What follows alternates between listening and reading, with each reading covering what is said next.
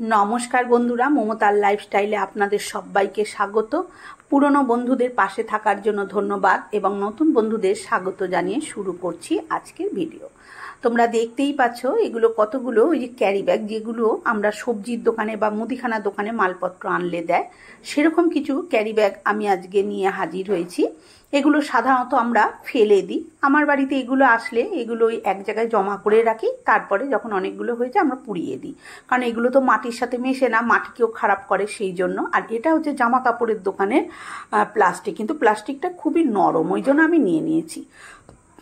আজকে এই রকম কিছু প্লাস্টিক দিয়ে একটা অর্গানাইজ আমি শেয়ার করছি। ভিডিওটা পুরো দেখতে থাকুন, আশা করছি ভীষণই ভালো লাগবে।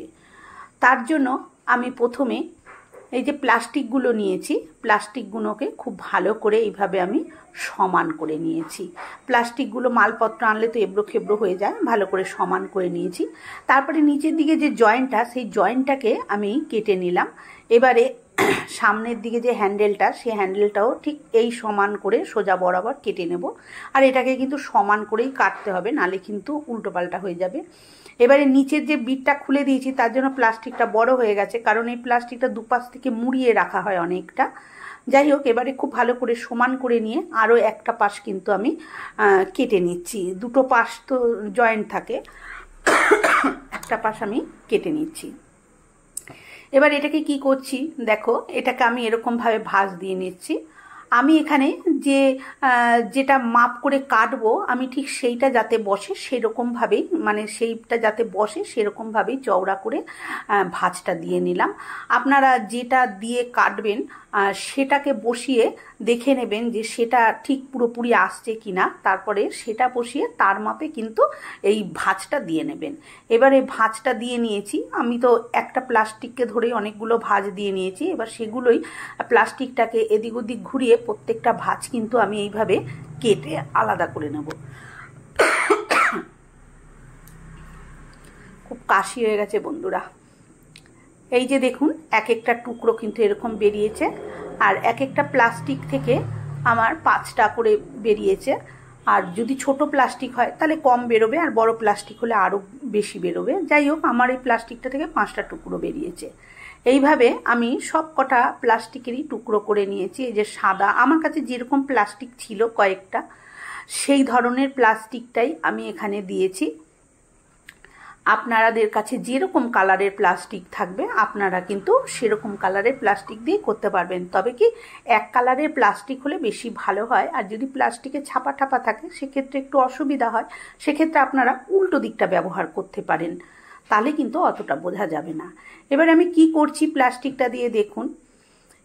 প্রথমে একটা টুকরো নিয়ে দু ভাঁজ করলাম, তারপরে সেই ভাঁজটাকে আবার একটা ভাঁজ দিয়ে দিলাম, দিয়ে তারপরে আমি যেটা বসিয়ে কাটবো সেইটার মাপ অনুযায়ী আমি ভাঁজটা দিচ্ছি। তা সেটার মাপ অনুযায়ী আমার এটা 3 ভাঁজ হলো, সেই জন্য আমি এখানে 3 ভাঁজ দিয়েছি। আপনাদেরও যেরকম ভাঁজ হবে, যদি 2 ভাঁজ হয় মানে যে সেটা বড় হয় তাহলে 2 ভাঁজ দেবেন, আর আমার মতন হলে 3 ভাঁজ দেওয়া যাবে। আমি 3 ভাঁজ দিয়েছি। তারপরে ওইভাবে একটা স্টেপলার মেরে দিলাম, আবার এইভাবে আমি আর একটা স্টেপলার মেরে দিচ্ছি, মানে মধ্যখানে ঠিক যোগ চিহ্নর মতন করে আমি স্টেপলারটা লাগিয়ে দিয়েছি, যাতে কোনো কারণেও এটা খুলে না যায়। এই রকমভাবে আমি প্রত্যেকটা কিন্তু করে নেব। আর এই যে এইটা দেখুন, এখানে আমি মাপে বসিয়ে দিচ্ছি, এইভাবে কিন্তু এটার মাপে বসে যাবে। আর বসে গিয়ে আমি এই রকমভাবে এই যে পেন দিয়ে একটু দাগ দিয়ে নিচ্ছি, পুরো গোল করে নিয়েছি। দেখুন, এই জন্যই আমি বলেছিলাম যে যেটা দিয়ে করব ঠিক সেটা যেন এর মধ্যে বসে, সেই মাপ করে কিন্তু এই টুকরোটা চওড়াটা করতে হবে। বা আরও একখানা দেখিয়ে দিচ্ছি, ওটা সাদা, এটা হলুদ।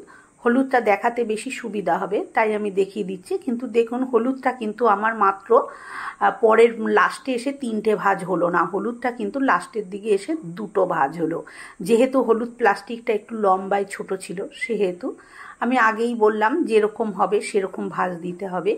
দিয়ে এবারে ওইভাবেই আমি পিনটা বসিয়ে দিয়েছি। দিয়ে এটাকেও আমি ওই একই রকমভাবে এই যে ঢাকনাটা বসিয়ে, এটা আমি একটা 200 গ্রাম ঘিয়ের যে ঢাকনা হয়, আমি সেই ঢাকনাটা নিয়েছি। আপনারা নিজেদের ইচ্ছা অনুযায়ী জিনিস ব্যবহার করতে পারেন, বা যে আমাদের জ্যামিতি বক্সে যে কাটা কম্পাস থাকে মানে পেন্সিল ভরে যে আমরা বৃত্ত সার্কেলটা আর কি আঁকি, সেটা দিয়েও আপনারা করতে পারেন, আপনাদের যেটা সুবিধা হবে সেটা করতে পারেন। এইভাবে দেখুন, এই যে আমি সব কটা টুকরো কিন্তু ভাঁজ দিয়ে পিন মেরে আর এই যে গোল দাগটা দিয়ে নিয়েছি। এবারে আমি এটাকে কেটে নেব।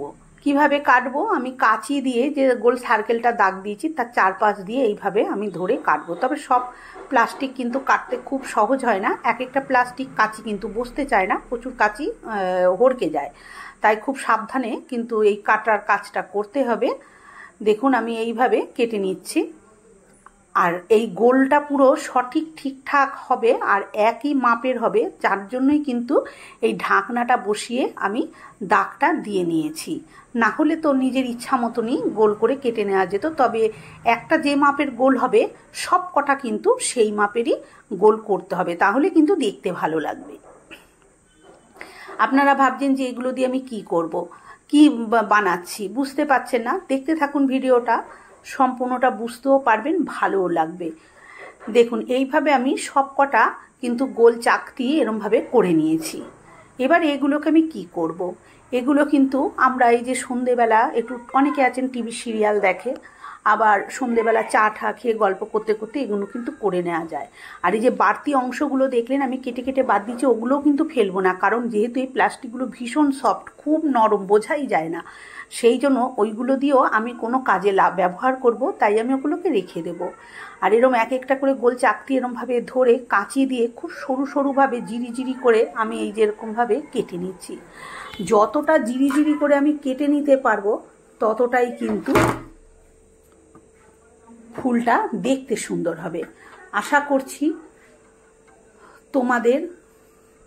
তোমরা সবাই এখন বুঝতেই পেরে গেছো যে আমরা কি তৈরি করতে যাচ্ছি। যাই হোক, ওই একই রকমভাবে এই হলুদটাকেও কিন্তু আমি কেটে নেব, মানে সব কটা চাকতি আমি এইভাবে কেটে নেব।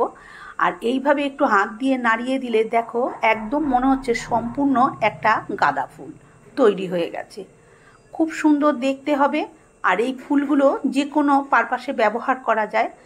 ধরো ঠাকুরের গলায় এখন কিন্তু এরকম প্লাস্টিকের ফুলের মালাই পরায়, বেশিরভাগই পরায়, খুব বাজারে বিক্রিও হয়, তোমরা এটাকেও করতে পারো, বা সিংহাসন সাজাতে পারো, বা এই যে সামনেই পয়লা বৈশাখ আসছে, আমাদের ঘর ডেকোরেশন করার জন্য কিন্তু এই ফুলগুলো দিয়েও আমরা ঘর ডেকোরেশন করতে পারি।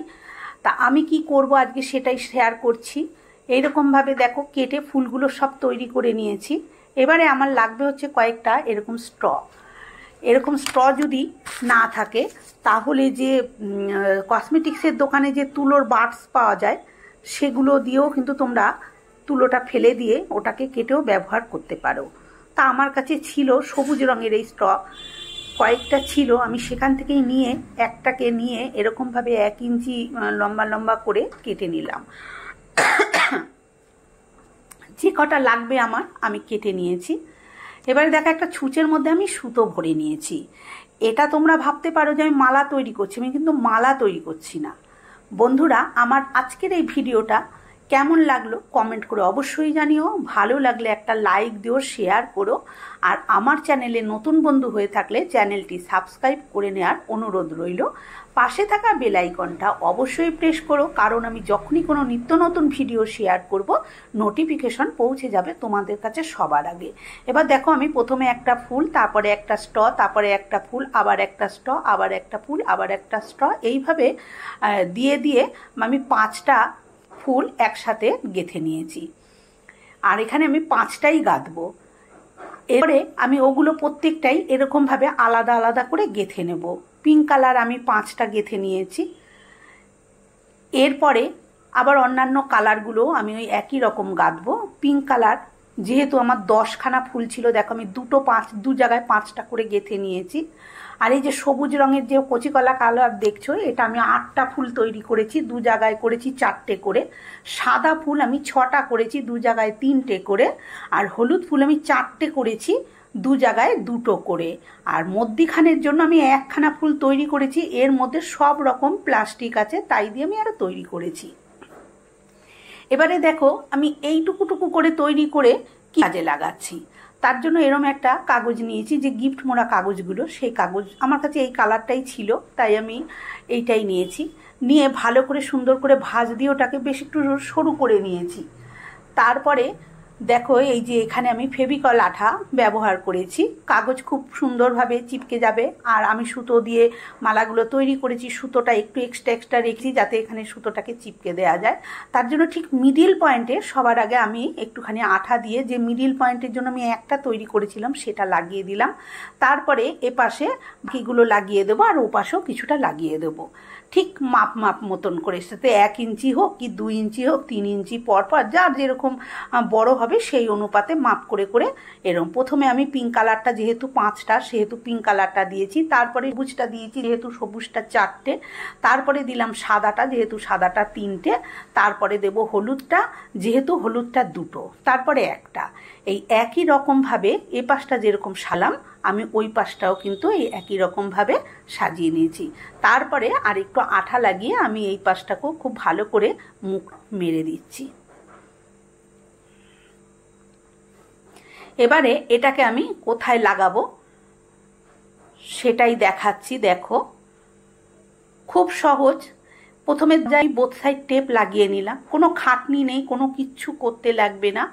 আর এটাকে তারপরে এর উপরে আমি এইভাবে লাগিয়ে দিচ্ছি। এটা আমরা মেন দরজায় লাগাতে পারি, আমি ঘরের ভেতর দরজায় লাগা, ঠাকুরের সিংহাসনও আমরা এইভাবে সাজাতে পারি।